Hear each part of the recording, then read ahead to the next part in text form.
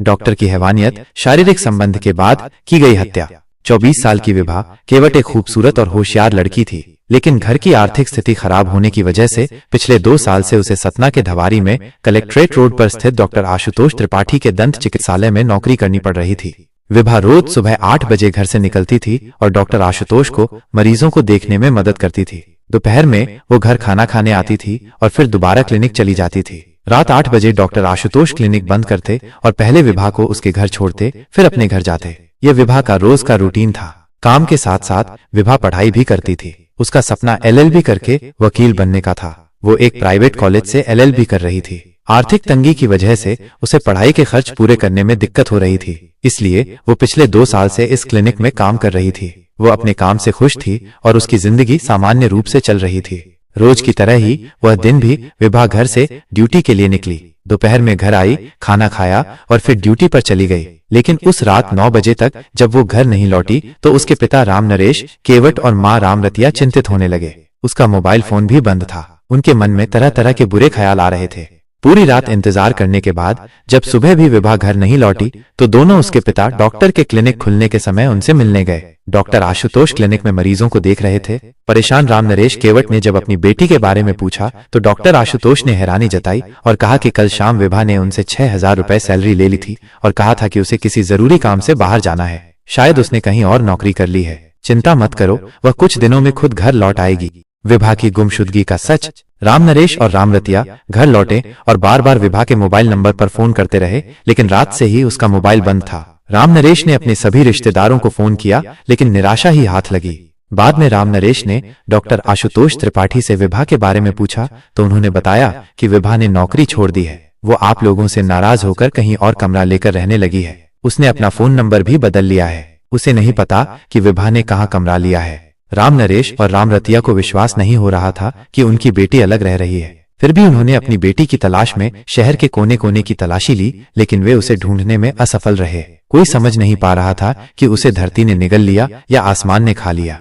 दरअसल विभा के माता पिता को लग रहा था कि डॉक्टर को विभा के बारे में पता है और वो शायद बाद में उन्हें बताएगा।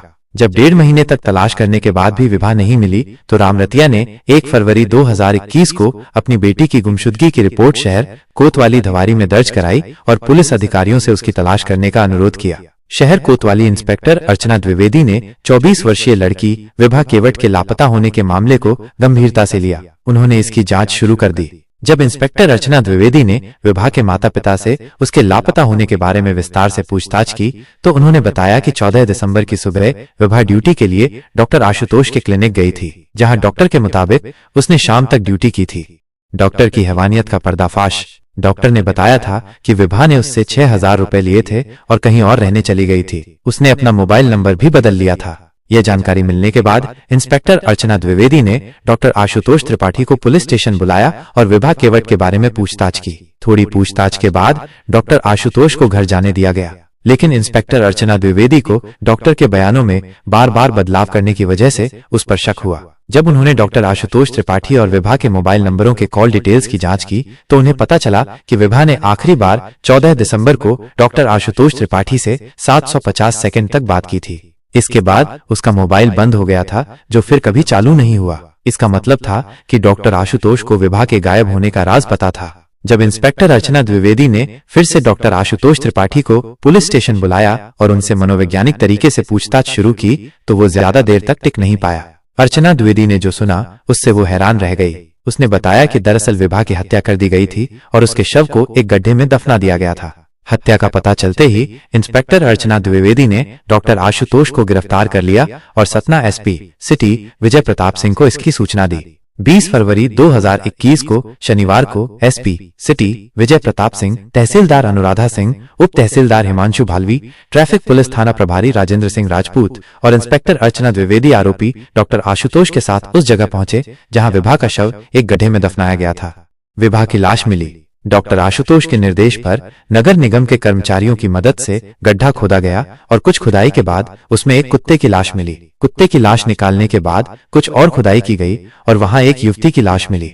लाश को बाहर निकाला गया। लाश के गले के चारों ओर एक दुपट्टा और कमर के नीचे एक लोअर मौजूद था। जब लाश को राम नरेश केवट और उनकी पत्नी रामरतिया को दिखाया गया तो दोनों ने कपड़ों के आधार पर इसकी पहचान अपनी बेटी विभा केवट के रूप में की। पहचान के बाद शव को पोस्टमार्टम के लिए भेज दिया गया। डॉक्टर आशुतोष के बयान और पुलिस की जांच के आधार पर विभा केवट हत्याकांड के पीछे की सनसनीखेज कहानी सामने आई। संतन के धवारी क्षेत्र में मंगल भवन चंदमारी रोड के पीछे इंग्लिश टीचर नरेंद्र त्रिपाठी अपने परिवार के साथ रहते थे। वे गवर्नमेंट गर्ल्स स्कूल धवारी में काम करते हैं। उनके 2 बेटे हैं। बड़ा बेटा अभिषेक त्रिपाठी छत्तीसगढ़ के रायपुर शहर में एक रियल एस्टेट फर्म में फाइनेंस मैनेजर के पद पर कार्यरत है। दूसरा बेटा आशुतोष दंत चिकित्सक है। 2 साल पहले आशुतोष को अपने क्लिनिक के लिए एक अटेंडेंट की जरूरत थी। जब मल्ला मोहल्ला में रहने वाले राम नरेश केवट की दूसरी बेटी विभा को इस नौकरी के बारे में पता चला तो वो डॉक्टर आशुतोष से मिली और वहां काम करने की इच्छा जताई। जब डॉक्टर आशुतोष ने विभा को क्लिनिक से संबंधित आवश्यक कामों के बारे में समझाया और उसे सैलरी के बारे में बताया तो वो वहां काम करने के लिए तैयार हो गई। यह साल 2018 की बात है। विभा को क्लिनिक से जुड़ी सभी बातें समझाने के बाद डॉक्टर आशुतोष ने उसे बताया कि वहां आने वाले मरीजों के साथ कैसा व्यवहार करना है। फिर उसे अपना मोबाइल नंबर देते हुए कहा कि अगर उसकी गैर मौजूदगी में उसे किसी तरह की दिक्कत हो तो वो उसे कभी भी फोन कर सकती है। साथ ही विभा और डॉक्टर आशुतोष ने एक दूसरे के नंबर अपने अपने मोबाइल में सेव कर लिए। डॉक्टर की काली करतूत। विभा एक होशियार लड़की थी। उसने कुछ ही दिनों में सारा काम सीख लिया।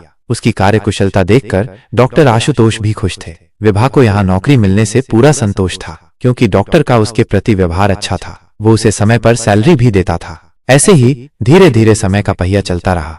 1 साल बीत जाने के बाद डॉक्टर आशुतोष और विभा काफी करीब आ गए थे। मरीजों की मौजूदगी में दोनों सिर्फ काम के बारे में बात करते थे, लेकिन जब कोई नहीं होता था तो वे मजाक से लेकर दुनिया भर की बातें करते थे। बातों ही बातों में समय बीत जाता था। इस दौरान डॉक्टर आशुतोष ने मन ही मन में विभा को अपने झांसे में फंसाने की योजना बना ली और उसे अमल में लाना शुरू कर दिया। अपनी योजना के मुताबिक वो शाम को क्लिनिक बंद करने के बाद विभा को घर छोड़ने लगा। उसके बाद ही वो अपने घर जाता था। विभा डॉक्टर आशुतोष के बदले हुए व्यवहार के पीछे की चाल को समझ नहीं पा रही थी। उसे लगता था कि डॉक्टर आशुतोष खुशी खुशी उसकी मदद कर रहा है। कभी कभी विभा के घर से जाने से पहले वो उसे किसी होटल या रेस्तरां में ले जाता जहां वो खाना खाते हुए उसका दिल जीतने की कोशिश करता। विभा गरीब परिवार से थी। जल्दी ही वह उसके शब्दों के प्रभाव में आ गई। जब डॉक्टर आशुतोष को एहसास हुआ कि विभा उसके इरादे का विरोध नहीं करेगी तो एक दिन उसने उसे शादी का झांसा देकर उसके साथ शारीरिक संबंध बना लिए। उस दिन के बाद डॉक्टर आशुतोष का विभा के प्रति व्यवहार पूरी तरह बदल गया। विभा को खुश रखने के लिए वह उसे महंगे महंगे तोहफे आदि देता था ताकि विभा उसकी शारीरिक जरूरतों को पूरा करने में हिचकिचाए नहीं। हालांकि एक दिन विभा ने अपनी बड़ी बहन को आशुतोष के साथ अपने अफेयर के बारे में बताया और ये भी कहा कि कुछ दिनों बाद डॉक्टर उससे शादी करेगा। इस पर उसकी बहन ने उसे समझाया कि अमीर लोग अपने स्वार्थी मकसद पूरा करने के लिए गरीब परिवार की लड़की से शादी करने की बात करते हैं। तुम्हें बाद में धोखा न खाना पड़े इसलिए जल्दी से शादी कर लो। अपनी बहन की बात सुनकर विभा ने उसे जवाब दिया कि उसका प्यार इतना कमजोर नहीं है कि डॉक्टर शादी के बहाने उसका साथ छोड़ देगा। उस समय विभा ने अपनी बड़ी बहन को बड़े विश्वास के साथ जवाब दिया था, लेकिन उसी दिन उसने मन ही मन तय कर लिया कि वो जल्द ही डॉक्टर से शादी करने की बात कहेगी। विभा काले साये की तरह। इसके बाद जब भी आशुतोष विभा को शारीरिक संबंध बनाने के लिए मनाता तो वह पहले शादी की बात करती। इतना ही नहीं, जब भी दोनों अकेले क्लिनिक में होते तो वह उस पर शादी करने का दबाव बनाने लगती। आशुतोष एक बड़े परिवार से था। समाज में उसका अच्छा ओहदा था। उसने विभा से सिर्फ उसके साथ मजा करने के लिए शादी की बात की थी। हकीकत में उसने कभी दिल से विभा से शादी करने के बारे में सोचा भी नहीं था। इसलिए जब विभा ने शादी के लिए उस पर ज्यादा दबाव बनाना शुरू किया तो 14 दिसंबर 2020 को आशुतोष ने गुस्से में आकर विभा का गला घोंट दिया। उस समय क्लिनिक में सिर्फ वे दोनों ही थे। विभा की हत्या करने के बाद आशुतोष ने उसके शव को एक बोरे में भरकर क्लिनिक के अंदर एक कोने में रख दिया। अगले दिन क्लिनिक में मरीजों का इलाज करते हुए वो विभा के शव को ठिकाने लगाने का तरीका सोचता रहा। दोपहर के बाद उसने कुछ मजदूरों को बुलाया और गंदा पानी जमा करने के बहाने क्लिनिक के पीछे 6 फीट गहरा गड्ढा खुदवाया। रात में उसने विभा के शव को गड्ढे में डाल दिया और उस पर नमक छिड़का, फिर उस पर कुछ मिट्टी डाल दी।